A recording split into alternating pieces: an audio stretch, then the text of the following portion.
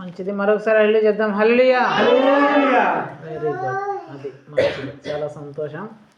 సరే, వాక్యంలోకి వెళ్దాం. పాటలు చాలు, వాక్యంలోకి వెళ్దాం. చివరిసారిగా జరిగిన కుటుంబ ప్రార్థనలో దేవుడు దేని గురించి మాట్లాడినాడు?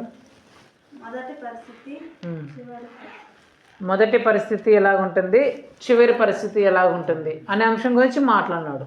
ఆ మధ్యలో ఎవరు వస్తే పరిస్థితి ఎలాగుంటుంది, వాళ్ళు వచ్చినప్పుడు వాళ్ళు రాకముందు పరిస్థితి ఎలాగుంటుంది, వచ్చిన తర్వాత ఒక వ్యక్తి పరిస్థితి ఎలాగుంటుంది అనే అంశం గురించి దేవుడు మాట్లాడినాడు. అది ఎక్కడ మాట్లాడిన మాట? ఇక్కడ ఈ ఇంట్లో దేవుడు మాట్లాడిన మాట. అది మొదటి పరిస్థితి ఎలాగుంటుంది, చివరి పరిస్థితి ఎలాగుంటుంది అని. చివరిసారిగా జరిగిన ప్రార్థనలో దేవుడు దేని గురించి మాట్లాడినాడు? అది చెప్పలేడండి అమ్మాయి కోసం, చెప్పలేడం గట్టిగా. చివరిసారిగా జరిగిన కుటుంబ ప్రార్థనలో దేవుడు దేని గురించి మాట్లాడినాడంటే, నీ జీవితంలో దేవుడు చేసిన వాగ్దానము ఎప్పుడు నెరవేరుతుంది అనే అంశం గురించి దేవుడు మాట్లాడినాడు. మన జీవితంలో దేవుడు వాగ్దానాలు చేశాడు కదా 2025 సంవత్సరంలో. ఆ వాగ్దానం మన జీవితంలో ఎప్పుడు నెరవేరుతుంది అనే అంశం గురించి దేవుడు మాట్లాడినాడు. ఒకవేళ మీకు తెలియకపోతే, మీరు వినకపోయి ఉంటే యూట్యూబ్లో మన ఛానల్లో ఉంది కాబట్టి మీరు వినండి, తెలుసుకోండి, ఆశీర్వదించండి. ప్రతి ఒక్కరికి దేవుడు వాగ్దానం ఇచ్చాడు కదా ఈ సంవత్సరం. ఆ వాగ్దానం మీ జీవితంలో ఎప్పుడు నెరవేరుతుంది, అది నెరవేరితే మీ జీవితంలో కలిగే ఫలితాలు ఏంటి అనే అంశం గురించి దేవుడు మాట్లాడినాడు. నిన్న జాషువా వాళ్ళ ఇంట్లో జరిగిన కుటుంబ ప్రార్థనలో దేవుడు ఆ అంశం గురించి మాట్లాడినాడు. కాబట్టి మీరు దాన్ని కూడా చూడకపోయింటే యూట్యూబ్ మన ఛానల్లో ఉంటుంది, చూసి దేవుని యందు మీరు దీవించబడాలని, ఆశీర్వదించబడాలని మీకు అందరికీ తెలియజేస్తున్నాను. సరేనా? సరే, వాక్యంలోకి వెళ్ళబోయే ముందు ఒక ప్రశ్న మీకు, లేదంటే ఒక సందర్భం మీకు వేస్తాను. సరేనా? వాక్యంలోకి వెళ్ళబోయే ముందు మీకు ఒక సందర్భం చెప్పి ఆ తర్వాత మనము వాక్యంలోకి వెళ్తే మీకు బాగా అర్థమవుతుంది. సరేనా? ఇప్పుడు మనమందరము మామూలు వ్యక్తులు, అంతే కదా. మన స్థాయి కనీసం మన భాష చెప్పాలంటే ఒక వార్డు మెంబర్ స్థాయి మంది, ఒక వార్డు మెంబర్ మనము మన పంచాయతీలో కాదు, కనీసం సర్పంచ మన స్థాయి ఒక వార్డు మెంబర్ కాదు, ఒక సర్పంచ్ స్థాయి కూడా కాదు. ఇప్పుడు మనల్ని చూసి ఎమ్మెల్యే గారు ఈ ఊరికి వచ్చినాడు అనుకుందాం. మన నియోజకవర్గ ఎమ్మెల్యే ఈ ఊరికి వచ్చినాడు. ఈ ఊరికి వచ్చి నన్ను జోసెఫ్ అన్న దగ్గర నిలబడి, అందరూ అక్కడ ఉన్నారు, ప్రజలందరూ వచ్చినారు. ఎమ్మెల్యే గారు వచ్చిన తర్వాత అందరూ వస్తారు కదా, చాలామంది వస్తారు, చుట్టుపక్కల గ్రామాల నుంచి అందరూ వస్తారు. ఒక 100 మందో, ఒక 500 మందో వచ్చినారు అనుకుందాం. అందరూ ఉంటుండగా ఈయన కూడా అంతమంది జనాల్లో ఉన్నాడు. ఈయన దగ్గరికి వచ్చి ఎమ్మెల్యే గారు ఈయనని పిలిచి ఈయన మీద భుజం మీద చేసుకొని, రే ఈయన నా తమ్ముడు రా అన్నాడు అనుకో. అప్పుడు ఎలా ఉంటుంది? ఈయనకి ఎంతో సంతోషం అయిపోతుంది. అబ్బా నన్ను తమ్ముడు అన్నారా అనేసి ఎంతో సంతోషం అయిపోతుంది కదా. అక్కడ ఉండే ప్రజలందరూ ఆ తర్వాత ఎంతో గొప్పగా గౌరవిస్తారు కదా. అమ్మో ఎమ్మెల్యే గారికి తమ్ముడు అంట, అమ్మో మనం చాలా జాగ్రత్తగా ఉండాలా, అమ్మో మనం ఏమైనా కావాలంటే ఈయనని అడిగితే ఎమ్మెల్యే గారు మనకి ఇచ్చేస్తారు అని అంటారు, అంతే కదా. అంటే అతని స్థాయి ఏదైనా, ఒక ఊర్లో ఒక కనీసం వార్డు మెంబర్ స్థాయి లేదంటే సర్పంచ్ స్థాయి లేకపోయినా సరే, ఎమ్మెల్యే గారు వచ్చి జోసెఫ్ నా తమ్ముడు రా, ఇతనే నాకు సొంత తమ్ముడితో సమానము అని చెప్పారనుకో, అప్పుడు ఎలా ఉంటుంది ఈ స్థాయి? ఒకసారిగా ఒక రేంజ్లో పెరిగిపోతుంది. అందరి దగ్గర గౌరవము, అందరూ ఈయన చూసి భయపడేది, అందరూ ఇతన్ని గౌరవించేది, ఈయన గౌరవించేది చేస్తారు. ఎమ్మెల్యే గారు పక్కన పెడదాం. మంత్రి వచ్చినాడు అనుకో, మినిస్టర్, ఎమ్మెల్యే కంటే పెద్ద కదా మినిస్టర్ గారు వచ్చినారు అనుకుందాం. 100 మంది 500 మంది వస్తారు. ఎంతమంది వస్తారు? కొన్ని వేల మంది వస్తారు, కొన్ని వేల మంది వస్తారు కదా. ఇప్పుడు కొన్ని వేల మంది వచ్చినారు, జనాలు అందరూ వచ్చినారు, మనం కూడా జనాల్లో ఒకరు పోయినాం. ఇప్పుడు ఈ అమ్మాయిని చూసి మినిస్టర్ గారు వ్యాన్లో ఉన్నారు. ఈ అమ్మాయిని వ్యాన్ దగ్గర రమ్మని చెప్పి వ్యాన్ మీదకి ఎక్కించుకొని, ఈ అమ్మాయి నా చెల్లెలు రా అని చెప్పినాడు అనుకో, అప్పుడు అమ్మాయి రేంజ్ ఏమవుతుంది? అమ్మో ఎంత రేంజ్ అయిపోతుంది. అప్పుడు అమ్మాయి, సాధారణ అమ్మాయి పెద్ద రేంజ్లోకి వెళ్ళిపోతుంది. అందరూ అబ్బా ఎంఎస్ మంత్రి గారికి చెల్లెలు అంటారా, బా ఎంత గొప్ప స్థాయిరా, ఎంత గొప్ప స్థాయిరా అని ఈ అమ్మాయిని చూసి ఇంక ఎవరు చూసినా గౌరవిస్తారు. ఎక్కడ పోయినా మీరు ఎమ్మెల్యే గారు మంత్రి గారి చెల్లెలు కదా, మీరు మంత్రి గారి చెల్లెలు అని చెప్పి కళ్యాణ గౌరవం వస్తుంది ఎక్కడైనా కదా. రెండో కేసు, ఈసారి సీఎం గారు వచ్చినారు. ఎవరు? సీఎం. కొన్ని వేల మంది జనాలు వస్తారు, 50,000 అన్నారు, 40,000, 1,00,000 మంది అనుకుందాం. ఒక పెద్ద మీటింగ్ పెట్టినారు, సీఎం గారు వస్తున్నారని చెప్పి పెద్ద మీటింగ్ పెట్టినారు. 1,00,000 మంది వచ్చినారు అనుకుందాం. సపోజ్ 1,00,000 మంది వచ్చినారు, సభ మొత్తం జరుగుతుంది. అందులో వీళ్ళు ముగ్గురు పోయినారు, అందరం పోయినాం. సీఎం గారు వస్తున్నారు చూద్దాం చెప్పేసి అందరం పోయినాం. పోయిన తర్వాత అక్కడ సీఎం గారు ఆ సభలో స్టేజ్ దగ్గర నిలబడి వీళ్ళు ముగ్గురిని పిలిచి మా స్టేజ్ మీదకి రండి అని పిలిచి, వీళ్ళు నా తల్లితో సమానము, వీళ్ళే నాకు తల్లి అంటే ఎవరంటే వీళ్ళే అని చెప్పినారు అనుకో. అప్పుడు వీళ్ళ రేజ్ ఏమవుతుంది? వీళ్ళకి ఎంత సంతోషపడతామో, ఒక ముఖ్యమంత్రి నన్ను వాళ్ళకి అమ్మ అన్నాడు, ఆయనకు అమ్మ అన్నాడు, అబ్బా నాదంత గొప్ప ధన్యత, అంత గొప్ప భాగ్యము, సంతోషం వేస్తుంది లేదా? అన్ని లక్షల మందిలో అట్లా ఒక ముఖ్యమంత్రి వీళ్ళు నాకు తల్లి అన్నారంటే ఎంత సంతోషం వేస్తుంది? ఆ లక్షల జనాలు కూడా ఆ తర్వాత వీళ్ళని ఎలా చూస్తారు? అమ్మో సీఎం గారు తల్లి అన్నాడు, అమ్మో స్వామి వీళ్ళు తల్లి లాంటి వాళ్ళు అన్నారు, స్వామి మనం చాలా జాగ్రత్తగా ఉండాలా అని చెప్పేసి ఎక్కువ గౌరవిస్తారు లేదా? సీఎం వస్తే, ఒకవేళ ప్రధానమంత్రి వస్తే, అక్కడ ఆ సభకు దాదాపు ఒక 5 నుంచి 10 లక్షల మంది వస్తారు అంచనాతో పెద్ద ఏర్పాట్లు చేస్తున్నారు. 5 లక్షల మంది 10 లక్షల మంది వచ్చినారు అనుకుందాం. ప్రధానమంత్రి సభకి ప్రధానమంత్రి గారు వచ్చినారు, నిలబడిన తర్వాత సభ జరుగుతుంది. మనం కూడా పోయినాం. మనం పోయిన తర్వాత ఇలాంటి వ్యక్తిని చూసి స్టేజ్ మీదకి పిలిచి, నాకు తమ్ముడు అంటే ఇతనే, నాకు అన్న అంటే ఇతనే, మీరు నా అన్న ఎవరన్నా అడుగుతారా, ఇదో ఈయన నాకు అన్న, నాకు తమ్ముడు ఎవరన్నా అడుగుతారా, ఇదిగో ఇతనే నా తమ్ముడు అని చెప్పినాడు అనుకో. అప్పుడు ఏంటి రేంజ్ ఏమైపోతుంది? దేశంలోనే మారిమోగిపోతుంది, దేశంలోనే గొప్పవాడైపోతాడు, దేశంలోనే అందరూ గొప్పగా ఎంచుకునే వాళ్ళు అవుతారు. అంతే కదా? ఒక ఎమ్మెల్యే గారు ఒక సాధారణ వ్యక్తిని నా తమ్ముడు, నా అన్న అని చెప్తే అంతవరకు సాధారణ ఉన్న రేంజ్ ఆ నియోజకవర్గంలోనే గొప్పదైపోతుంది కదా. నియోజకవర్గానికే అత్యున్నత స్థాయిలోకి వెళ్ళిపోతాడు సాధారణ వ్యక్తి. అలాగే ఒక మినిస్టర్ గారు ఒకరిని చూసి మా చెల్లి, నా అక్క అని అంటేనే అప్పటి వరకు ఏ స్థాయిలో ఆమెకి ఆ ప్రాంతాల్లోనే కొన్ని జిల్లాల్లోనే గొప్ప స్థాయి వచ్చేస్తుంది. ఒక సీఎం గారు ఇతను చూసి ఈమె నా తల్లి లాంటిది అని చెప్తేనే అప్పటి వరకు ఏ స్థాయి లేని ఆమెకి ఆ రాష్ట్రం మొత్తము గొప్ప ఉన్నత స్థాయి వచ్చేస్తుంది. ఒక ప్రధానమంత్రి గారు, ఒక దేశాన్ని పరిపాలించే ఒక ప్రధానమంత్రి గారు వ్యక్తిని చూసి నా తమ్ముడు, నా అన్న, లేకపోతే మా అక్క, మా చెల్లి, మా అమ్మ అని చెప్తేనే అప్పటి వరకు ఏ స్థాయి లేని ఆమెకి దేశంలోనే ఒకసారిగా అత్యున్నతమైన స్థాయి వచ్చేస్తుంది. దేశంలోనే అందరూ చూసి గౌరవించేలాగా ఆ వ్యక్తి మారిపోతాడు కదా.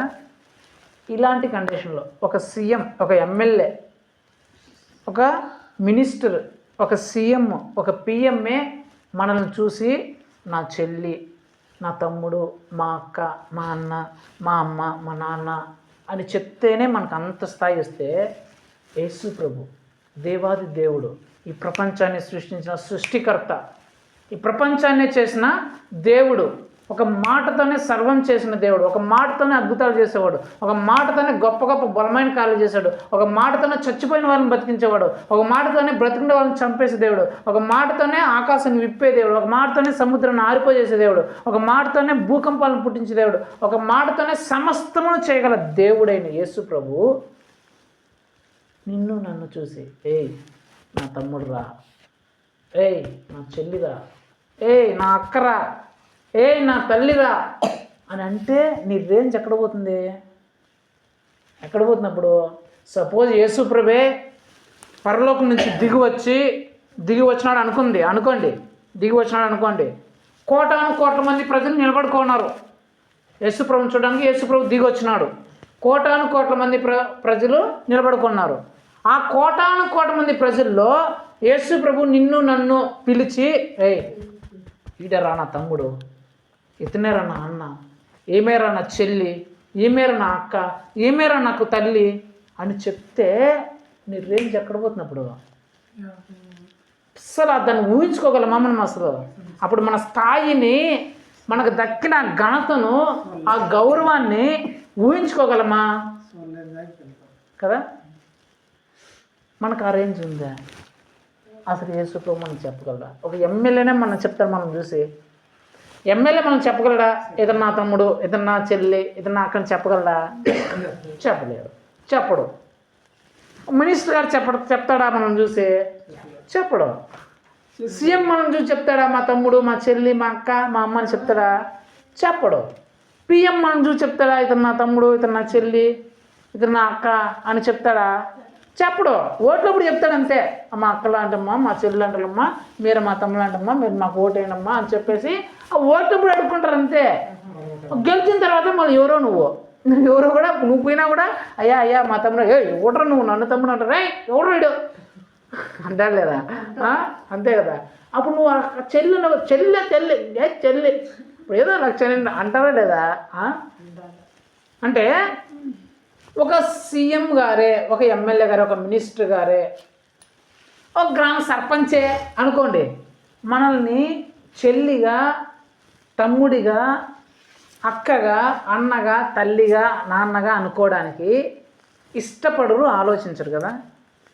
కానీ యేసు ప్రభు నన్ను తన చెల్లి అంటాడంట, నా చెల్లి అంటాడంట, నా అక్క అంటాడంట, నా తమ్ముడురా అంటాడంట, నా అన్నరా అంటాడంట, నా తల్లిరా అంటాడంట, నా తండ్రిరా అంటాడంట. ఎవరిని చూసా? మనం చూసి. కానీ ఎప్పుడు అనేదే క్వశ్చన్.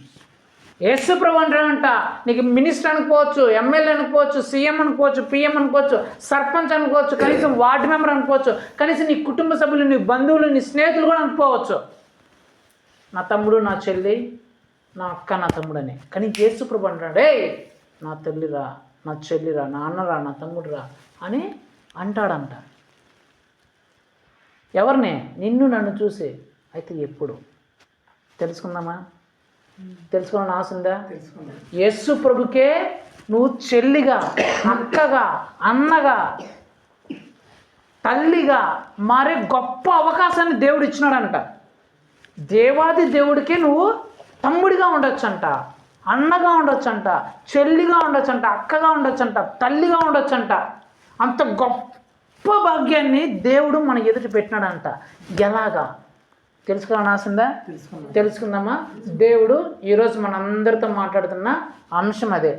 యేసుక్రీస్తుకి చెల్లిగా, అక్కగా, అన్నగా, తమ్ముడిగా, తల్లిగా మారాలంటే చెప్పండి. నేను యేసు ప్రభు వారికి తల్లిగా, చెల్లిగా, అక్కగా, అన్నగా, తమ్ముడుగా మారాలంటే హల్లెలూయా.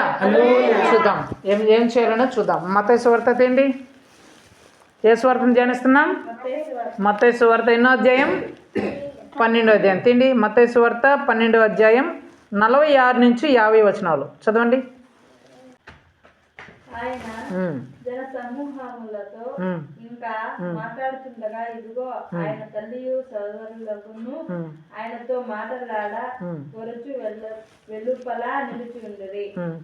అప్పుడు అక్కడో ఇదిగో నీ తల్లియు నీ సహోదరులను నీతో మాట్లాడలేదని వెలుపల నిలుపుతున్నారని ఆయనతో చెప్పాను. అందుకు ఆయన తనతో నీ సంగతి చెప్పిన వారు చూసి నా తల్లి ఎవరు, నా సహోదరు ఎవరు అని చెప్పి తన శిష్యుల వైపు చెయ్యి చాపి ఇదిగో నా తల్లియు నా సహోదరులను పరలోకముందున నా తండ్రి చిత్తం చొప్పున చేయవాడే నా సహోదరులను నా సహోదరియు నా తల్లియు నేను. ఆమేన్. హల్లెలూయా, హల్లెలూయా, హల్లెలూయా. ఇక్కడ జరిగిన సమయం ఏంటంటే యేసు ప్రభు వారు ప్రసంగం చేస్తున్నారు. ప్రసంగం చేస్తుంటే నేను చెప్పా కదా, ఒక ప్రధానమంత్రి, ఒక సీఎం, ఒక మీ ఎమ్మెల్యే గారు ప్రసంగం చేసేటప్పుడు సభలు ప్రసంగం చేసినప్పుడు చాలామంది జనాలు వస్తారు కదా. అలాగే యేసు ప్రభు కూడా ఒక ఊరిలో ప్రసంగం చేస్తుంటే ఎంతోమంది జనాలు అక్కడికి వచ్చారు. ఎంతోమంది జనాలు వస్తుంటే అక్కడ ఆయన మాటలు చెప్తూ ఉన్నాడు. దేవుని పరలోక రాజ్యం గురించి మాటలు చెప్తూ ఉంటే అంతలో ఒక అతను వచ్చాడు. అక్కడికి వచ్చి యేసు ప్రభు దగ్గరికి వెళ్ళి, అయ్యా ఇదిగో అయ్యా మీ తల్లి వచ్చినారు, మీ తమ్ముళ్ళు, మీ అన్నలు, మీ సహోదరులు వచ్చినారు, అక్కడ నిల్చున్నారయ్యా అని చెప్తాడు. అంటే యేసు ప్రభు వారి తల్లి అక్కడ ఉన్నారు. ఎవరో మరియమ్మ యోసేపు తల్లిదండ్రులుగా ఉన్నారు. సో అక్కడికి ఎవరు వచ్చారంటే మరియమ్మ వచ్చింది. ఆ మరియమ్మకి యేసు ప్రభు తర్వాత పిల్లలు పుట్టారు, అంటే తమ్ముళ్ళు పుట్టారు. ఈ మరియమ్మ యేసుప్రభు వారి యొక్క తమ్ముళ్ళు అక్కడికి వచ్చారు.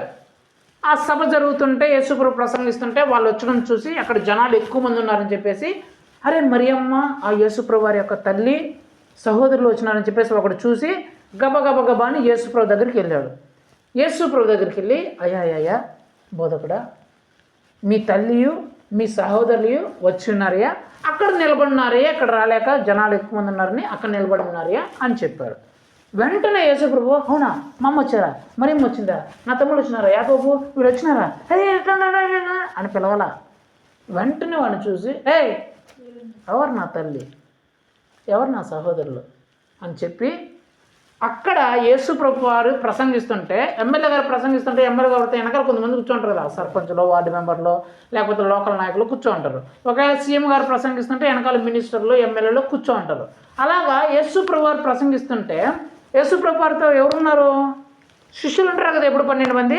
ఆ 12 మంది వెనకాల కూర్చోండారు.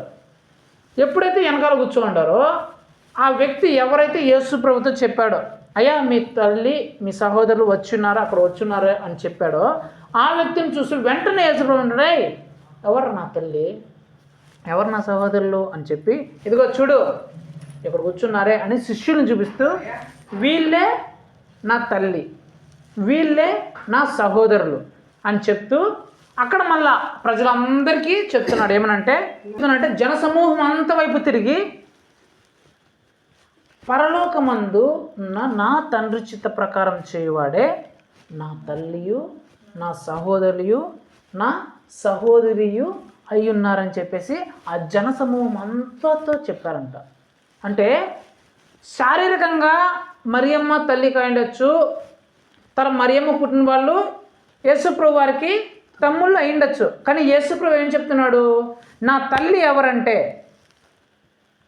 నా సహోదరులు ఎవరంటే, నా సహోదరులు ఎవరంటే, మన భాష చెప్పంటే నా తల్లి ఎవరంటే, నా అన్న తమ్ముళ్ళు ఎవరంటే, నా అక్క చెల్లెలు ఎవరంటే, ఎవరైతే నా చిత్త ప్రకారం చేస్తారో వాళ్ళే నా సహోదరులు, నా అక్కలు, నా అన్నలు, నా చెల్లెలు, నా తమ్ముళ్ళు, నా తల్లి అని యేసుప్రభు అక్కడ ఉన్నవారు అందరూ చెప్పాడంట. సో ఇప్పుడు మనము యేసుప్రభు వారికి సాధారణంగా ఉండే వ్యక్తులు, సాధారణంగా ఉండే మనము యేసుప్రభు వారికే అన్నగా, తమ్ముడుగా, అక్కగా, చెల్లిగా, తల్లిగా మార్చబడాలి అంటే ఏం చేయాలంట, ఆయన చిత్త ప్రకారం ఎవరైతే చేస్తారో వాళ్ళే అలాగా మార్చబడతారు. అదే దేవుని వాక్యం చెప్తుంది. ఎవరైతే నా చిత్త ప్రకారం చేస్తారో వాళ్ళే నా తల్లిగా, నా సహోదరులుగా, నా సహోదరిగా ఉంటారు అని దేవుడు చెప్తున్నాడు. యేసుప్రభు చిత్త ప్రకారం చేయడం అంటే, చిత్తము అంటే దేవుడు ఏమనుకుంటున్నాడో, మనసులో ఏమి కోరుకుంటున్నాడో దాని ప్రకారం చేయడం, దాన్ని ఏమంటారు, చిత్తము అంటారు. యేసుప్రభు మనస్సులో ఏదైతే ఉందో దాని ప్రకారము ఎవరైతే చేస్తారో దాన్ని దేవుని చిత్తము అంటారు, యేసుప్రభు వారి చిత్తము అంటారు. అంటే మనము యేసుప్రభు వారికి సహోదరునిగా, సహోదరునిగా, తల్లిగా మారాలంటే ఎలా మార్చబడతామంటే, యేసుప్రభు యొక్క వారి చిత్తము ప్రకారము, ఆయన తన మనస్సులో అనుకుంటున్న దాని ప్రకారం ఎవరైతే చేస్తారో వారే యేసుప్రభు వారికి తల్లిగా, తండ్రిగా, లేకపోతే అక్కగా, అన్నగా, తమ్ముడిగా, చెల్లిగా ఉంటారని చెప్పేసి దేవుడు చెప్తున్నాడు. ఇప్పుడు అసలు యేసుప్రభు తన మనసులో ఏమనుకుంటున్నాడు అది మనకు తెలియాలి కదా. దేవుని చిత్త ప్రకారం చేయవాడే అలాగ మార్చబడతారు అంటారు కదా. అసలు దేవుని చిత్తం ఏంటి అది తెలిస్తేనే కదా దాని చిత్త ప్రకారం మనం చేస్తున్నామా లేదా అని మనకు తెలిసేది. దేవుని చిత్త ప్రకారం అంటే ఏంటో, దేవుని చిత్తం అంటే ఏంటో మనకు తెలిస్తేనే మనం అలాగా చేస్తున్నామా లేదా అని మనకు అర్థమవుతుంది.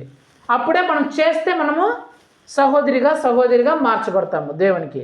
ఒకవేళ చేయలేకపోతే ప్రభు నన్ను కూడా అలాగా మార్చండి, నీ చిత్తానుసారంగా నడుచుకునే భాగ్యాన్ని మాకు దయచేయండి అని చెప్పేసి మనము ప్రార్థన చేసి అలాగా ఆయన చిత్త ప్రకారం మనం నడుచుకోవచ్చు. సో ఇప్పుడు దేవునికే యేసు ప్రభు వారికే సహోదరిగా సహోదరుడిగా మనం ఉండాలంటే ఏం చేయాలా? దేవుని చిత్త ప్రకారం చేయాలా. సో దేవుని చిత్తం అంటే ఏంటి అనేదే మనం తెలుసుకోవాలి. సరేనా? దేవుని చిత్తం అంటే ఏంటో మనం చూసుకుందాం. బైబిల్లో దేవుని చిత్తం, ఇది దేవుని చిత్తం, ఇది దేవుని చిత్తం అని చాలా చోట్ల రాయబడింది. అంటే ఇలా చేస్తే ఇది దేవుని చిత్తము, ఇది దేవుని యొక్క చిత్తము, ఇది దేవుని చిత్తం అని రాయబడి ఉంటుంది. అయితే నేను అన్ని విషయాల గురించి చెప్పట్లేదు, కానీ ఒక 2-3, మనకు సమయం ఎక్కువ లేదు కాబట్టి ఒక 2-3 చిత్తాలు, దేవుని యొక్క చిత్తం ఏమేమి ఉంటుందో ఒక 2-3 చిత్తాలు మాత్రం చూపిస్తాను. సరేనా? ఆ చిత్తము మన జీవితంలో ఉందా లేదా? దేవుని చిత్తంలాగా మన జీవితం, మనము దేవుని చిత్తాన్ని అనుసరించి నడుస్తున్నామా లేదా? మనము ఆ దేవుని చిత్తం ఒక 2-3 దేవుని చిత్తం చూసుకొని అలాగా మనం నడుస్తున్నామా లేదా అనేది మనం తెలుసుకుందాం. సరేనా? మొట్టమొదటి దేవుని చిత్తం ఏంటంటే, చదవండి. మత్తయి సువార్త 12వ అధ్యాయం 50వ వచనం. నా శిష్యుల వైపు చేయి చాపి, ఇదిగో నా తల్లియు నా సహోదరులను పరలోకమందున నా తండ్రి చిత్తం చొప్పున చేయువాడే. చాలు. మొట్టమొదటిగా దేవుడి చిత్తం, యేసు ప్రభువారి చిత్తం ఏంటంటే ఆయన ఆజ్ఞల ప్రకారం చేయువాడు, ఆయన ఆజ్ఞలను బట్టి నడుచుకుంటే. సరేనా? మొట్టమొదటిగా దేవుడి చిత్తం ఏంటంటే దేవుని ఆజ్ఞల ప్రకారం నడుచుకోవడం ఆయన చిత్తం. అర్థమైందా? దేవుడు అక్కడ రాయబడిన మాట, నా తండ్రి చిత్తము చొప్పున చేయువాడే, అంటే నా మాట చొప్పున చేయువాడే, అంటే దేవుని మాట ప్రకారం చేయడం దేవుని చిత్తం మొట్టమొదటిగా. అర్థమైందా? యేసు ప్రభు ఆజ్ఞల ప్రకారం నడుచుకోవడము దేవుని చిత్తం. అంటే మీకు అర్థమయ్యే భాషలో చెప్పాలంటే దేవుని చిత్తం, దేవుని మాట ప్రకారం అనుసరించడం అంటే ఏంటి? అది ఏంటి? దేవుడు ఏదైతే చేయమని చెప్తాడో దాని ప్రకారము మనం నడుచుకోవడం, అంతేనా దేవుని చిత్తము? అర్థమైందా? Very good. చెప్పడం నాన్న కోసం. సో ఫస్ట్ దేవుని ఆజ్ఞను అనుసరించి నడుచుకోవడము దేవుని చిత్త ప్రకారం అన్నాడు కదా. దేవుని ఆజ్ఞను అనుసరించి నడుచుకోవడం అంటే మొట్టమొదటిగా అని చెప్పారు ఏంటి? యేసు ప్రభు వారు ఏదైతే చేయమని చెప్పాడో అదే మనం చేయాలి. అర్థమైందా? అది దేవుని చిత్తం. యేసు ప్రభు వారు ఇది చెయ్యి, ఇలా చెయ్యి, అలా చెయ్యి అని చాలా సందర్భాల్లో చెప్పి ఉన్నాడు. దాని ప్రకారం మనం చేస్తేనే మనం దేవుని చిత్తాన్ని చేస్తున్నట్లు. నెంబర్ 1. రెండోది ఏంటంటే దేవుని ఆజ్ఞ ప్రకారం నడుచుకోవడం అంటే యేసు ప్రభు చేయమని దాన్ని చేయడమే కాదు, యేసు ప్రభు ఏదైతే చెయ్యొద్దన్నాడో దాన్ని చేయకుండా ఉండడం కూడా దేవుని చిత్తం. అర్థమైందా? యేసు ప్రభు దేవుని ఆజ్ఞల ప్రకారం నడుచుకోవడం అంటే యేసు ప్రభు చేయమని దాన్ని చేయడం మాత్రమే కాదు, యేసు ప్రభు ఏదైతే చెయ్యొద్దని చెప్తాడో దాన్ని చేయకూడదు. చాలామంది ఏం చెప్తారంటే దేవుని ఆజ్ఞ ఏంటంటే యేసు ప్రభు ఏదైతే చేయమన్నాడో దాని ప్రకారం మేము నడుచుకోవాలా. అర్థమైందా? ప్రార్థన చేయమన్నాడండి కాబట్టి మేము ప్రార్థన చేస్తాము, వాక్యం చదవమన్నాడండి మేము వాక్యం చదువుతాము, మందిరానికి రమ్మన్నాడండి మేము ఆదివారం మందిరికి వెళ్తాము, మేము దేవుని ప్రకారం చిత్తం చేస్తున్నాము, వెరీ గుడ్ హల్లెలూయా ఆమేన్ స్తోత్రం అంటే. రెండోది కూడా ఉంది, ఏదైతే చెయ్యొద్దో దాన్ని చేయకుండా ఉండాలి. మందు తాగుతున్నాడా? తాగకూడదు. బీడీలు సిగరెట్లు తాగకూడదన్నాడా? తాగకూడదు. టీవీ సీరియల్ సినిమాలు చూడదన్నాడా? చూడకూడదు. అల్లరితో కూడిన ఆడపాటలు వద్దన్నాడా? వద్దు, చేయకూడదు. ఒక్కకు ఎక్కకు నవలొద్దన్నాడా? వద్దు, వదిలేయాల. ప్రేమలు గేమలు పట్టించుకోవద్దన్నాడా? విడిచిపెట్టేయాల. అపవిత్రమైన సంబంధాలు విగ్రహారాధన వద్దన్నాడా? వదిలేయాల. అర్థమైందా? అక్రమ సంబంధాలు వద్దన్నాడా? వదిలేయాల. అప్పుడు ఏదైతే యేసు ప్రభు చెయ్యొద్దని చెప్తాడో అది చెయ్యకపోవడం కూడా దేవుని చిత్తం. అర్థమైందా? దేవుని ఆజ్ఞను అనుసరించి నడుచుకోవడం అంటే అందులో 2 ఉంటాయి. యేసు ప్రభు ఏదైతే చేయమని చెప్పాడో ఖచ్చితంగా అది చేసి తీరాలి. రెండోది యేసు ప్రభు ఏదైతే చేయొద్దన్నాడో అది చేయకూడదు ఎట్టి పరిస్థితుల్లోనూ. అది దేవుని ఆజ్ఞ ప్రకారం నడుచుకోవడం అంటే. బైబిల్లో చాలామంది వ్యక్తులు ఉన్నారు, చూద్దాం. యేసు ప్రభు చేయమన్నట్లు చేసిన వాళ్ళు ఉన్నారు, చేయొద్దని దాన్ని చేసి నాశనం అయిపోయి ఉన్నారు. ఆదాము హవ్వ తీసుకోండి, యేసు ప్రభు ఏం చెప్పాడు? పండు తినొద్దంటారా అన్నాడు, అంతే కదా. ఏ పండు అయినా తిను, నువ్వు పండు తినద్దు అన్నాడు. చేయొద్దురా, ఇది చేయొద్దురా అని చెప్పాడు. ఇది చేయొద్దురా మీకు మంచిది కాని చెప్పాడు. కానీ వీళ్ళు ఏం చేశారు? పండు తిన్నారు. యేసుప్రభు ఏమో చేయొద్దు అన్నారు, కానీ వీళ్ళు ఏం చేశారు? పండు తిన్నారు. ఇప్పుడు దేవుని చిత్తం వాళ్ళు చేసినట్లా చేయలేదు, చిత్తానుసారంగా నడుచుకోలేదు. అర్థమైందా? యేసుప్రభు ఏం పండు తినదంటే వీళ్ళేం పండు తినేసినారు. దేవుడు చేయొద్దని చెప్పిన దాన్ని చేసి నష్టాన్ని తెచ్చుకున్నారు. అంటే దేవుని చిత్తాన్ని చేయలేదు. సౌలు ఉన్నాడు. సౌలు ఏం చెప్తాడు? సౌలుకు సమూయేలు పాస్టర్లే, దేవుడు నీకు ఇలా చెప్తున్నాడు రా, నువ్వు ఇలాగ విగ్రహారాధన చేయకూడదు, ఇలాగ అన్యులతో నువ్వు సహవాసం చేయకూడదు, అన్ని జనులతో నువ్వు స్నేహం చేయకూడదు, వాళ్ళ జోలికి నువ్వు వెళ్ళొద్దు అంటే, ఇది చేయొద్దు అంటే, ఈ సౌలు ఏం చేస్తాడంటే వాళ్ళతోనే విగ్రహారాధన చేసి వాళ్ళతోనే స్నేహం చేస్తాడు. అక్కడ రాయబడిన మాట భలే ఉంటుంది, చదవండి. 1 సమూయేలు గ్రంథం, నేను చదివిస్తాను. కనీళ్ళు తాగండి, ఓ కనీళ్ళు తాగు, నీళ్ళు తెచ్చిమ్మా.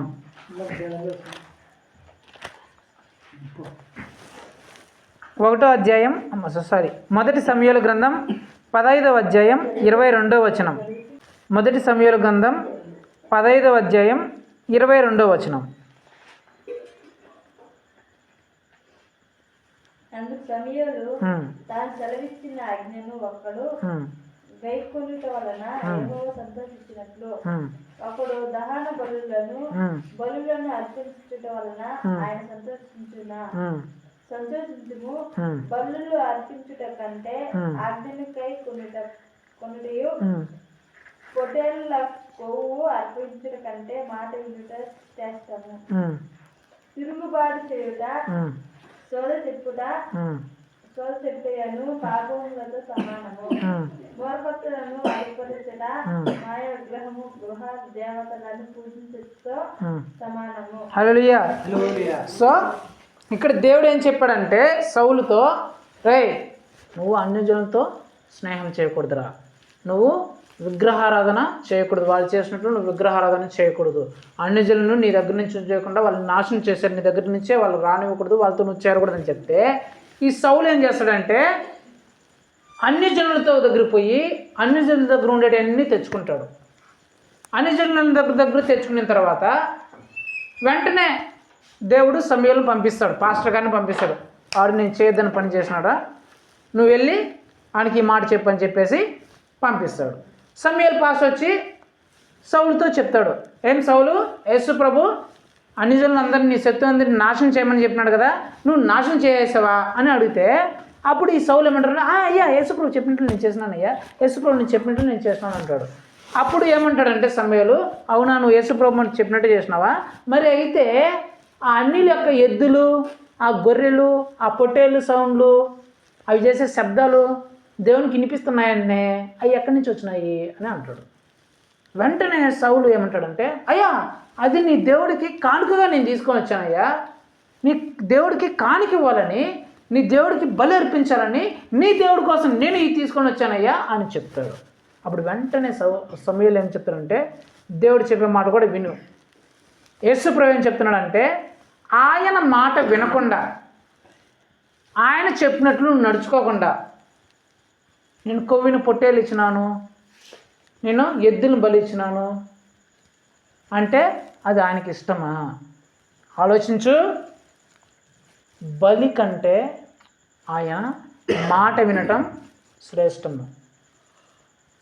పొట్టేళ్ల కంటే ఆయన ఆజ్ఞను అనుసరించి నడుచుకోవడమే ముఖ్యం. మీ కానుకలు కాదు దేవునికి ముఖ్యం, మీ డబ్బులు కాదు దేవుని ముఖ్యం, మీ ఆస్తులు కాదు దేవుని ముఖ్యం, ఆయన మాట వింటున్నారా లేదా అనేది ముఖ్యం. మీరు ఆయన మాట విని ఆ తర్వాత మీకు కానుకిస్తే దేవుడు అంగీకరిస్తాడు. అట్లా కాకుండా మీరు ఆయన మాట వినకుండా మీరు లక్షలు ఇచ్చినా కోట్లు ఇచ్చినా ఏమి ఇచ్చినా కూడా దేవుడు అస్సలు అంగీకరించడంట. ఆయన మాట విని మీరు ₹1 ఇచ్చినా దాన్ని గొప్పగా స్వీకరిస్తాడు. ఆయన మాట వినకుండా మీరు ₹1,00,00,000 ఇచ్చినా కూడా దాన్ని తృణీకరించేస్తాడు. చాలామంది జీవితాల్లో చాలాసార్లు నేను కొందరు దేవునికి వ్యతిరేకమైన పనులు చేసినప్పుడు చాలామందిని ఈ మాట అన్నా, వాళ్ళ వందనాలు మీ వందనాలు నాకు అవసరం లేదని కూడా చాలామందికి చెప్పిన. మీ వందనాలు నాకు అవసరం లేదమ్మా, దేవుడి మాట విన్నప్పుడు మీ వందనాలు నాకెందుకు అన్నీ నేను చాలామందికి చెప్పిన. చాలామంది ఇదో దేవునికి కానుక 500 ఇస్తున్నాం అంటే నీ డబ్బులు నాకు అవసరం లేదమ్మా అనుకుని నేను చాలామంది చెప్పాను. చాలామంది తమ చెడు బతుకుని మానుకోకుండా దేవుడు చెప్పినట్టు నడుచుకోకుండా కానుక మాత్రం మీరు తీసుకోండి, 500 తీసుకోండి, 1000 రూపాయలు తీసుకోండి, నీ డబ్బులు నాకు అవసరం లేదు నేను చాలామందికి చెప్పాను. నువ్వు దేవుడు మాట అనుకున్నా నువ్వు ఎంత డబ్బులు నాకు ఇచ్చి నాకేం లేవు, నాకు అవసరం లేదు, నీ డబ్బులు నువ్వే పెట్టుకోండి చాలామంది చెప్పాను. చాలామంది దేవుడి మాట అనుకుండా నేను వచ్చినప్పుడు నా వందనాలు అయ్యా స్తోత్రాలు అని చెప్పినప్పుడు మీ స్తోత్రాలు దేవునికి అవసరం లేదంట, మీ వందనాలు దేవునికి అవసరం లేదంటే మీరు దేవుడు మాట్లాడలేదని చెప్పి నేను చాలామంది చెప్పే మాట. అంటే దేవుడికి అవసరం నీ వందనాలు స్తోత్రాలు, నీ డబ్బులో, నీ ఆస్తులో, లేకపోతే నువ్వు గడగడం వనకడమో కాదంటే యేసు ప్రభు చెప్పినట్లు నువ్వు నడుచుకుంటున్నావా లేదా అనేది దేవుడు చూస్తాడు. అర్థమైందా? సో ఆదాము దేవుడు చేయమని చెప్పిందని చేయలా, ఇది చైత్ర అంటే అది చేశారు వాళ్ళు. సౌలు కూడా ఇది చైత్ర అంటే అదే చేశాడు. అర్థమైందా? ఇంకో ఆయన చూద్దాం. ఆదికాండం 26వ అధ్యాయం 1వ వచనం. అబ్రహాము దినములలో వచ్చిన మొదటి కరువు కాక మరి యొక్క కరువు ఆ దేశంలో వచ్చిన అప్పుడు ఇస్సాకు గెరాకులో ఉన్న ఫిలిష్తీయుల రాజైన అబీమెలెకు వద్దకు వెళ్ళెను. అక్కడ యెహోవా అతని ప్రత్యక్షమై నీవు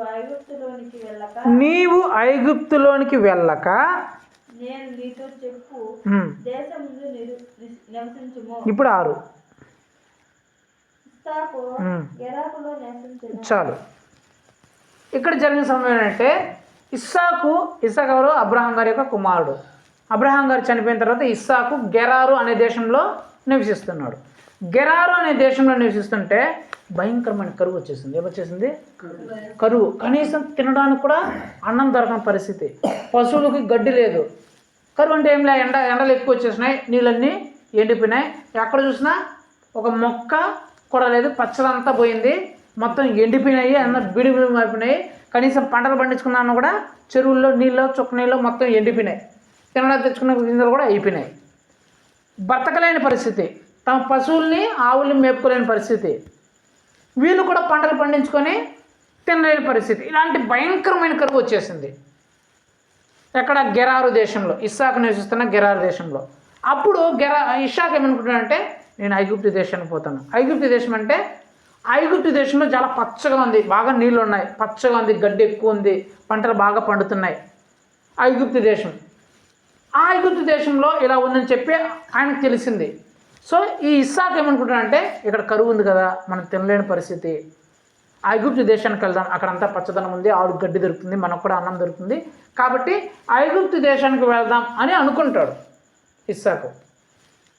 కానీ యేసు ప్రభు ఆ రోజు రాత్రి ప్రత్యక్షమయ్యి ఇస్సాకు నువ్వు ఐగుప్తు దేశంలోకి వెళ్ళకుండా నేను చెప్పిన ఈ దేశంలోనే నువ్వు ఉండు అని యేసు ప్రభు చెప్తాడు. ఇక్కడేముంది? ఇస్సాకు దేశంలో కరువు, భయంకరమైన కరువు, కనీసము తినడానికి తిండి లేని, దొరకని, త్రాగడానికి నీళ్ళు లేనంత కరువు. ఐగుప్తు దేశంలో సర్వ సమృద్ధి, పచ్చగా ఉంది, నీళ్లు ఫుల్గా ఉన్నాయి, ఎక్కడ కావాలంటే ఆ పంటలు. కానీ యేసుప్రభు ఏమంటున్నాడు? నువ్వు ఎక్కడ ఉండు, ఐగుప్తు దేశానికి పోవద్దు. కరువు ఉందా? పర్లేదు, ఎక్కడే ఉండు, ఐగుప్తు దేశానికి పోవద్దు అన్నాడు. ఐగుప్తు అంటే మళ్ళీ చూసుకుందాం, పోవద్దు అన్నాడు. ఇస్సాకు ఏం చేశాడంట? 6వ వచనంలో ఇస్సాకు గెరారులోనే నివసించాడు. ఎక్కడ?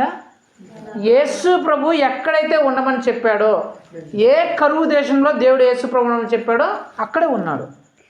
అయ్యో ప్రభా అక్కడ పచ్చగా ఉంది ప్రభు, అక్కడ వెళ్ళిపోతాను, నువ్వేం ప్రభు ఇక్కడ ఉంటే చచ్చిపోతాము అని చెప్పలా. యేసు ప్రభు ఇది చేయమన్నాడు, నేను ఇక్కడే ఉంటా.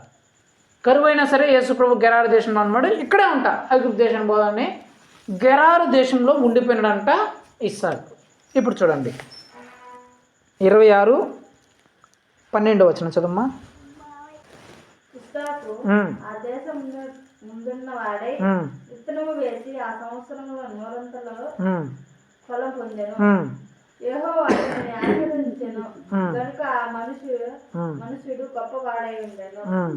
అతడు మిక్కిలి గొప్ప వాడు వరకు క్రమముగా అభివృద్ధి పొందు వచ్చెను. అతని గొర్రెల ఆస్తియు పొట్ల ఆస్తియు రాజు గొప్ప సమూహములను కలిగినందున ఫిలిష్తీయులు అతని యందు అసూయపడ్డది. సో ఇస్సాకు ఆ దేశమందుండి విత్తనము వేశాడంట. ఏ దేశంలో? ఏ దేశంలో? ఏ దేశంలో? ఏ దేశంలో చెప్పండి? ఏ దేశంలో? కరువు ఉండే దేశంలో. కరువు ఉండే దేశంలో, కనీసం తినడానికి తిండి లేని దేశంలో, నీళ్లు లేని దేశంలో విత్తనం వేశాడంట. విత్తనం వేస్తే కరువు ఉండే చెట్టు, నీళ్ళు లేని చెట్టు విత్తనం వేస్తే బతుకుతుంది. కానీ అక్కడ రాయబడిన మాట, విత్తనం వేస్తే ఒక విత్తనం వేస్తే 100 గింజలు వచ్చినాయంట. ఒక చెనిగ్గింజ వేస్తే చెను చెట్టుకు 100 చెనిక్కాయలు కాసినట్టు ఎక్కడ జరుగుతుందా?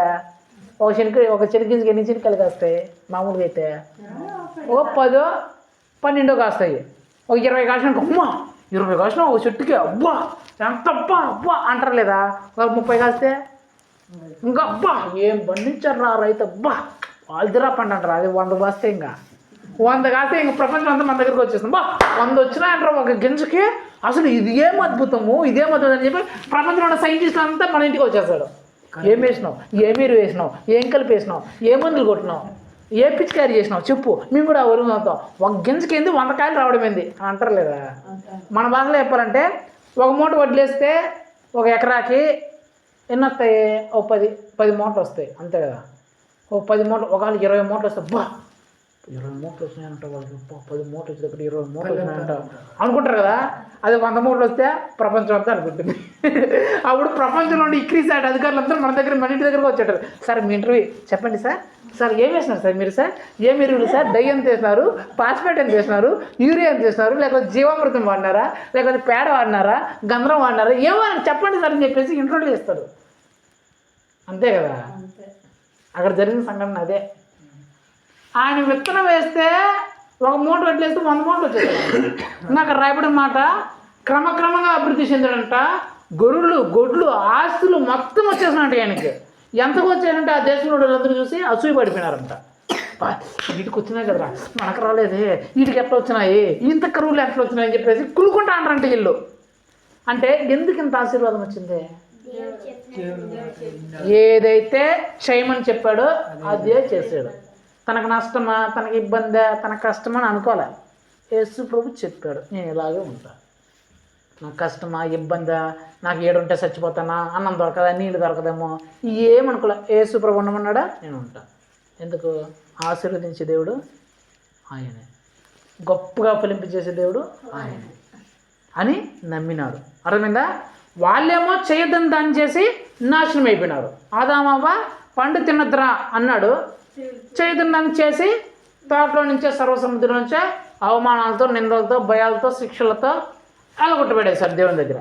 సౌలేమో చేయొద్దని దాన్ని చేసి ఏమైనా రాజుగుండడు తీసివేయబడి తల నరకబడి, ఫిలిష్తీయులు దొరికి తల నరకబడి, కుటుంబం అంతా చచ్చిపోయి ఆ తల నరకబడి బెత్సాన్ పడ గోడకి బిగించబడింది మొండం. చెయ్యొద్దన్న దాన్ని చేసి అంత భయంకరమైన శిక్ష తెచ్చుకున్నారు వాళ్ళు. ఇస్సాకు చేయమన్నాడు, చేయమని దాన్ని చేశాడు. అబ్రహాం కూడా నీ కుమారుడైన ఇస్సాకుని బలి ఇవ్వమంటే బలి ఇవ్వడానికి సిద్ధపడిపోయాడు. నా కుమారుని బలి చేస్తాను వెళ్ళిపోయాడు ఎత్తుకొని. ఏం చేశాడు? ఆకాశ నక్షత్రం వలె విస్తరింపజేశాడు. యేసు ప్రభు చెప్పినట్టు చేయగా ఆశీర్వాదం వచ్చేసింది. యేసు ప్రభు చేయొద్దని దాన్ని చేయడం వల్ల భయంకరమైన నష్టంలోకి వచ్చేస్తారు. సో దేవుని ఆజ్ఞను అనుసరించి నడుచుకోవడం అంటే ఏంటి? మొట్టమొదటిగా యేసు ప్రభు ఏదైతే చేయమని చెప్తాడో దాని ప్రకారమే చేయాల. ఏదైతే చేయొద్దంటాడో దాన్ని చేయకూడదు.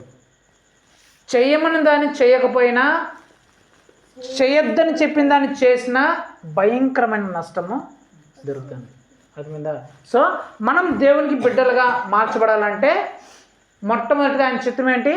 యేసు ప్రభు యొక్క ఆజ్ఞల ప్రకారం నడుచుకోవడము ఆయన చిత్తం. ఆయన ఆజ్ఞ ఏదంటే యేసు ప్రభు ఏదైతే చేయమని చెప్తాడో దాని ప్రకారం చేయడము, ఏదైతే చేయొద్దని చెప్తాడో దాని ప్రకారం చేయకుండా ఉండడం. ఇంకా రెండవ చిత్తం చూసుకొని ముగించేద్దాం, సరేనా? చాలా చిత్తాలనే మనకు టైం లేదు కాబట్టి రెండో చిత్తం ఏంటి చూసుకొని ముగించేద్దాం. తేండి. మొదటి తెస్సలోనికీయులకు రాసిన పత్రిక, అపోస్తుడైన పౌలు గారు మొదటి తెస్సలోనికీయులకు రాసిన పత్రిక 4వ అధ్యాయం 3, 4, 5 వచనాలు. మీరు పరిశుద్ధులగుటయే అనగా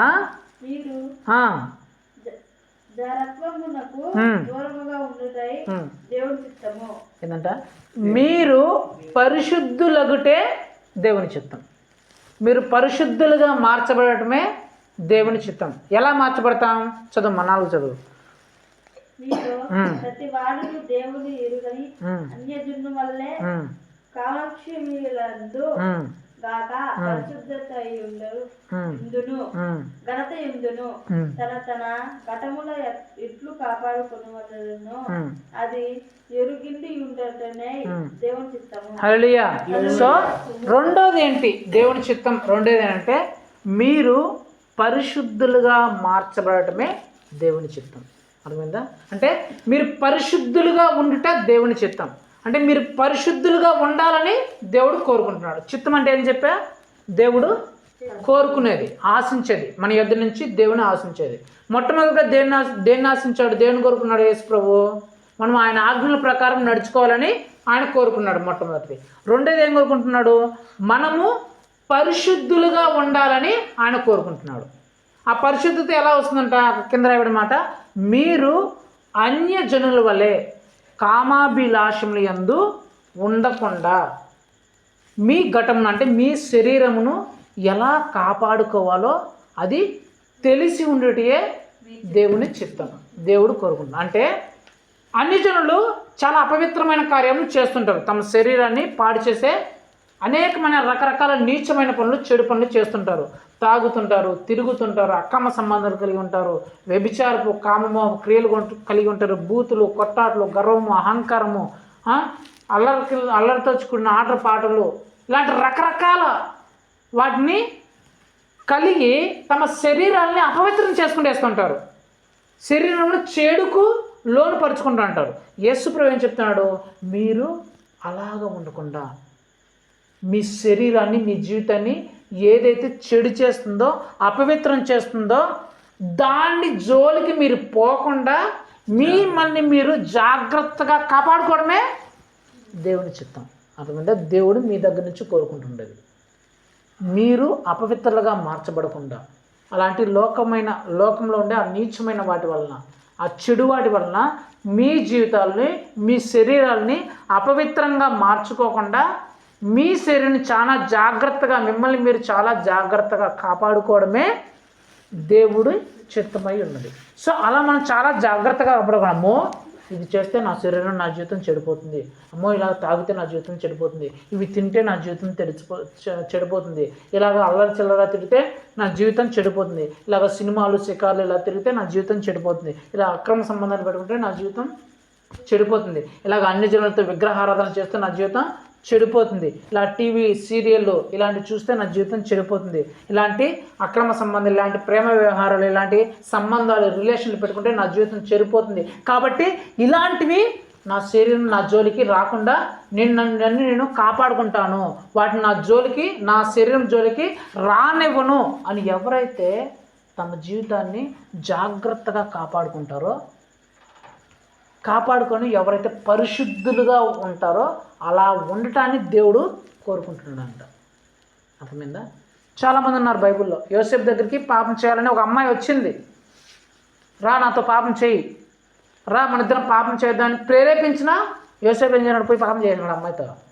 అమ్మో, నా దేవుడికి ఇది ఇష్టం లేని కార్యం, దీన్ని నేను ఎలాగో చేస్తానని చెప్పేసి ఆ అమ్మాయి దగ్గర నుంచి దూరంగా పారిపోయాడు. అంటే ఆ పాపం దగ్గర నుంచి దూరంగా పారిపోయి తన శరీరాన్ని కాపాడుకున్నాడు. ఆ పాపంలో పడకుండా ఏమయ్యాడు? బానిసగా వచ్చినాడు, ఐగుప్తు దేశాన్ని పరిపాలించిన రాజు అయిపోయాడు, ప్రపంచానికి అన్నం పెట్టే అన్నదాత అయిపోయాడు. ఒక బానిస, ఒక ఖైదీ. కారణము తన జీవితాన్ని ఆ చెడుతనంలో పడిపోకుండా తనను, తన శరీరాన్ని కాపాడుకున్నాడు. దానియేలు, షద్రకు, మేషకు, అబేద్నెగోలు అంతే. వాళ్ళకి మాంసం తినండి, విగ్రహాలకు అర్పించిన ఆ ప్రసాదాలు తినండి, ఈ మందు తాగండి అని ఇస్తే వాళ్ళమ్మో ఇది తింటే మా శరీరాలు అపవిత్రమైపోతాయి, ఇది మా దేవునికి ఇష్టం లేని కార్యం, ఇది చేసి మా శరీరాలు మేము అపవిత్రం చేసుకుంటామని చెప్పేసి వాటిని తాగకుండా వాటిని ముట్టుకోకుండా దూరంగా వచ్చేసారంటే ఏమైపోయారు? ఆ దేశానికే ప్రధానమంత్రులు అయిపోయినారు. అగ్నిలో వేసినా సరే వాళ్ళు కాల్చబడలేదు, సింహాలు బోన్లు వేసినా సరే వాళ్ళ సింహాలు ఏం చేయకుండా ఆ ప్రపంచాన్ని పరిపాలించే అధికారులు అయిపోయారు. ఇంకా చాలామంది ఉన్నారు చెప్పుకుంటూ పోతే. అంటే వీళ్ళందరి జీవితాలు అంత అత్యద్భుతంగా మారడానికి కారణం అంటే తమ పరిశుద్ధతని కాపాడుకున్నారు, తమ పవిత్రతను కాపాడుకున్నారు. దేవుడు ఏదైతే కోరుకున్నారో, మీరు పరిశుద్ధులుగా ఉండటే నా చిత్తము నేను కోరుకునేదని దేవుని చిత్తం ఏదైతే ఉందో ఆ చిత్త ప్రకారం వీళ్ళు చేశారు. తమ శరీరాన్ని తమ జీవితాలని చెడిపోకుండా పరిశుద్ధంగా కాపాడుకున్నారు కాబట్టే వాళ్ళు అంత గొప్ప స్థాయిలోకి వెళ్ళారు. సో 2 చిత్తాలు మాత్రమే మనం చూసాం, చాలా ఉన్నాయి కానీ 2 చిత్తాలు మాత్రమే చూసాం. 3వ చిత్తం బాప్టిజం తీసుకోవడం కూడా దేవుని చిత్తం, దేవుని సేవ చేయడము, దేవుని స్వార్థ ప్రకటించడం దేవుని చిత్తము, దేవుడికి కానుకలు ఇవ్వడము దేవుని చిత్తము, దేవుని సేవకు లోబడటము దేవుని చిత్తం. ఇలా చాలా ఉన్నాయి కానీ ఈ రోజుకు 2 చిత్తాలు చాలు. సో యేసు ప్రభు వారికి మనము సహోదరిగా మార్చబడాలంటే, దేవాది దేవుడికి మన సహోదరిగా మార్చబడాలంటే ఏం చేయాలా? ఆయన చిత్త ప్రకారం నడుచుకోవాలి. ఆయన చిత్తం ఏంటి? మొట్టమొదటిగా ఆయన ఆజ్ఞను అనుసరించి నడుచుకోవడమే ఆయన చిత్తం, ఆయన కోరుకునేది. ఆయన ఆజ్ఞ అంటే ఏంటి? యేసు ప్రభు ఏదైతే చేయమని చెప్తాడో దాన్ని చేయాలా, ఏదైతే చేయొద్దని చెప్తాడో దాన్ని చేయకూడదు. 2వ చిత్తం దేవుడు కోరుకునేది ఏం నేర్చుకున్నాం? మనము పరిశుద్ధులుగా ఉండుటే దేవుని చిత్తం, దేవుడు కోరుకునేదని మనం నేర్చుకున్నాం. సో పరిశుద్ధులుగా ఎలా ఉంటాము? పాపమే మన దగ్గరకు వచ్చినా మనం దూరంగా వెళ్ళిపోవాలి, అలాంటి పాపిష్టి వాడి పని జోలికి మనం పోకూడదు. సో ఈ 2 చిత్తాలు మనం కలిగి ఉండాలి. కలిగి ఉంటే లాభం ఏంటి? అలా దేవుని చిత్త ప్రకారం నడుచుకుంటే కలిగే లాభం ఏంటి? మొట్టమొదటి లాభము ఏంటి? Very good. సో ఎప్పుడైతే మనం దేవుని చిత్త ప్రకారం చేస్తామో అప్పుడు మనము దేవునికి సహోదరిగా మార్చబడతాం. నెంబర్ 1. నెంబర్ 2 ఎందుకు చూద్దాం. మత్తయి సువార్త 2 కలిగే 2వ లాభం. మత్తయి సువార్త 7వ అధ్యాయం 21వ వచనం. మొట్టమొదటి లాభం ఏంటంటే దేవునికి మనం సహోదరిగా మార్చబడతాం. రెండో లాభం చదవమ్మా. ప్రభువా అని నన్ను పిలుచు ప్రతి వాడును పరలోక రాజ్యములలో ప్రవేశించబడు గాని పరలోకమందున్న నా తండ్రి చిత్త ప్రకారము చేయువాడే ప్రవేశించును. స్వర్గంలోకి ఎవరు ప్రవేశిస్తారంట? యేసు ప్రభు అని చెప్పేసి యేసు ప్రభు నామాన్ని జపాన్ని చేసేవాడు, యేసు అని ప్రార్థన చేసేవాడు, యేసు ప్రభు అని 1 కోటి సార్లు రాసేవాడు. ఇల్లు కాదంట ప్రవేశించేది. యేసు ప్రభువా అని నన్ను పిలిచే ప్రతి ఒక్కడు పరలోకంలో ప్రవేశించాడు. అదే చెప్తున్నాడు. యేసు ప్రభు అని పిలిచినంత మాత్రం నువ్వు పరలోకంలోకి వెళ్ళిపోవు, స్వర్గంలోకి వెళ్ళిపోవు. ఎవరు పోతారంట? ఆయన చిత్త ప్రకారం ఎవరైతే చేస్తారో వాళ్ళే ప్రవేశిస్తారు. సో మొట్టమొదటిగా దేవుని చిత్త ప్రకారం చేస్తే మనము దేవునికే సహోదరిగా మార్చబడతాం. 2వది పరలోకంలోనికి మనం ప్రవేశిస్తాం, స్వర్గంలోనికి మనం ప్రవేశిస్తాం. అర్థమైందా? సో మొట్టమొదటిగా దేవునికే సహోదరిగా మార్చబడతాము. 2వదిగా పరలోకంలోనికి మనం ప్రవేశించి దేవునితో పాటు ఆ పరలోకంలో మనం ఉంటాం. అర్థమైందా? ఒకవేళ ఆయన చిత్త ప్రకారం చేయకపోతే చూద్దాం, అది చెప్పేసి ముగించేద్దాం. లూకా సువార్త 12వ అధ్యాయం 47వ వచనం.